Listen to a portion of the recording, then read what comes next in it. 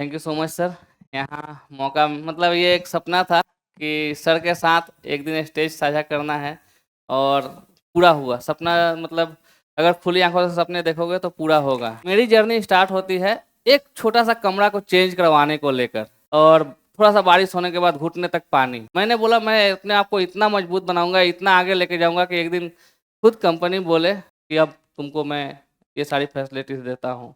तो खैर वो चीज मेरे साथ नहीं हुआ। खान सर के यहाँ पे हो आप, हर कोई बहुत अच्छा अपने देश के लिए, अपने राज्य के लिए आगे जा सकता है। मेरी जर्नी स्टार्ट होती है 29 अक्टूबर 2015 को रनिंग ट्रेन से। रिजर्वेशन कंपार्टमेंट के दरवाजे पे गया मुंह धोने के लिए और पानी गिरा हुआ था। पानी प्लेटफॉर्म पे बोगी के ही दरवाजे के सामने गिरा हुआ था। मैं बैलेंस नहीं कर पाया और हल्का सा जर्क आया, मैं बाहर गिर गया। जैसे ही गिरा मैं गाड़ी का रोड को पकड़ के अपने आप को संभालने की कोशिश किया, तब तक प्लेटफॉर्म आया और ट्रेन और प्लेटफॉर्म के बीच में प्लेटफॉर्म में ही मेरा पैर रगड़ खाया और पूरा बुरी तरह। फिर हॉस्पिटल में ले जाके पैर को काट के अलग कर दिया गया। जैसे तैसे जिंदगी संभाल ही रही थी। हॉस्पिटल से घर आया, घर आने के बाद तरह तरह की लोगों की बात, आस पड़ोस के लोगों की बातें, अरे इसको मर जाना चाहिए, इसको खिलाएगा कौन, इसको देखेगा कौन, इसकी वाइफ छोड़ के चली जाएगी, इसकी बूढ़ी माँ है। बहुत सारी परेशानियां, प्रॉब्लम्स थी।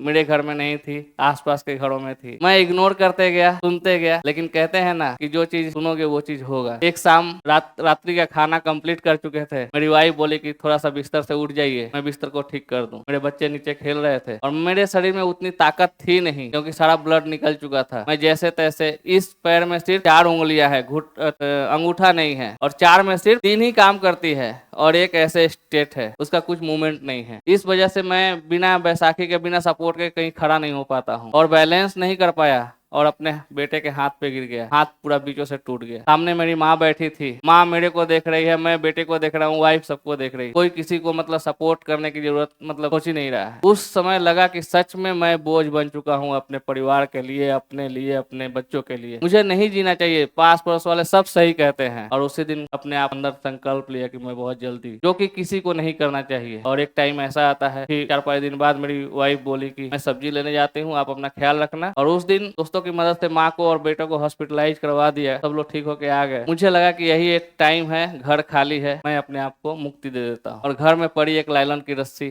जुगाड़ की और हैंगिंग किया। जैसे ही गर्दन में लगा के स्टेप आगे बढ़ाया, तब तक मेरा बेटा हाथ में प्लास्टर लिए खड़ा। उसके मुंह से पता नहीं वो शब्द कैसे निकले, पापा झूला क्यों लगा रहे हैं। हम लोग घर में छोटी मोटी चॉकलेट, मिठाई, कुछ भी चोरियां करते रहते हैं बचपना में। कोई सामने पड़ जाता है तो सहम सा जाते हैं, डर सा जाते हैं। वैसे ही मेरे साथ हुआ। मेरा बेटा जब क्वेश्चन किया, मैं सकपका सा गया, डर सा गया, संग संग अपनी रस्सी को लूज किया और उसे पकड़ के रोने लगा।